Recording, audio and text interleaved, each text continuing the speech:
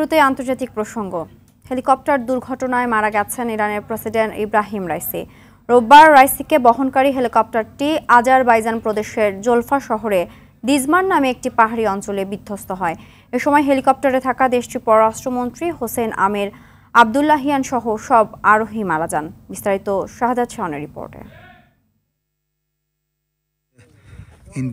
দুর্গম পাহাড়ি এলাকায় চরম দুর্যোগপূর্ণ আবহাওয়ার মধ্যে প্রায় 15 ঘন্টা অনুসন্ধান চালানোর পর ইরানের প্রেসিডেন্ট সাইদ ইব্রাহিম রাইসিকে বহনকারী হেলিকপ্টারটির সন্ধান পাওয়া যায়। তবে জীবিত নেই ইরানি এই নেতা।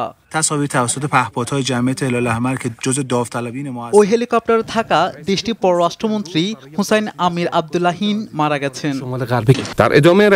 রোববার আজারবাইজানের প্রেসিডেন্টের সঙ্গে দেখা করেন রাইসি। সেখানে একটি বাঁধও উদ্বোধন করেন তিনি। সে অনুষ্ঠান থেকে ফেরার পথে রাইসিকে বহনকারী হেলিকপ্টারটি বিধ্বস্ত হয়। প্রেসিডেন্ট ইব্রাহিম রাইসির মৃত্যুর ঘটনায় শোকে পাথর হয়ে গেছে ইরানিরা। মৃত্যু সংবাদ শোনার সঙ্গে সঙ্গে কান্নার রোল পড়ে যায় ইরানের বাড়িতে বাড়িতে, গলি মহল্লায়। প্রেসিডেন্ট ইব্রাহিম রাইসি ও পররাষ্ট্রমন্ত্রী আমির আবদুল্লাহিনের মৃত্যুর আনুষ্ঠানিক ঘোষণার পর ইরানের মন্ত্রিসভা জরুরি বৈঠক ডেকেছে। প্রেসিডেন্ট রাইসি জনগণের জন্য তার দায়িত্ব পালন করার সময় শহীদ হয়েছেন বলে জানানো হয়। শাহাদাত শাওন, RTV। হেলিকপ্টার দুর্ঘটনায় মারা গেছেন ইরানের প্রেসিডেন্ট ইব্রাহিম রাইসি। দর্শক, এ বিষয়ে বিস্তারিত জানাতে ইরান থেকে সরাসরি যুক্ত হচ্ছেন ডক্টর সোহেল আহমেদ।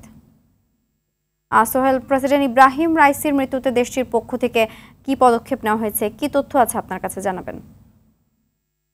জি, ধন্যবাদ আপনাকে। ইরানের প্রেসিডেন্টের মৃত্যুর খবর প্রায় 1 ঘন্টা আগে সরকার নিশ্চিত করেছে।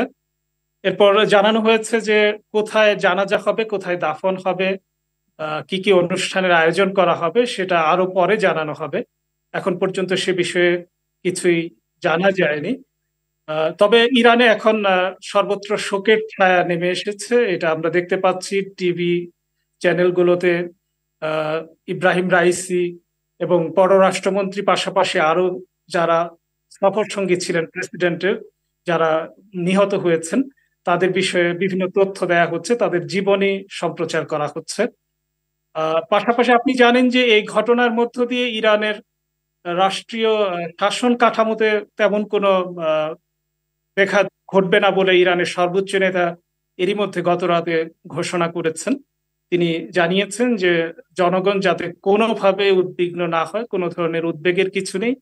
ঘটনা যদি এমনটি ঘটে যায় যে প্রেসিডেন্ট মারা গেছেন, তাহলে নিয়ম অনুযায়ী সাংবিধানিক যে নির্দেশনা আছে সেভাবেই দেশ এগোবে, দেশে কোনো সমস্যা তৈরি হবে না।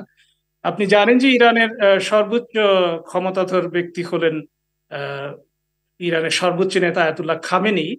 তিনি যেহেতু আছেন, এর ফলে এখানে কোনো ধরনের দুশ্চিন্তার কারণ নেই বলে বিশেষজ্ঞরা মনে করছেন। ধন্যবাদ। ইরান থেকে সরাসরি জানাচ্ছিলেন ডক্টর সোহেল আহমেদ।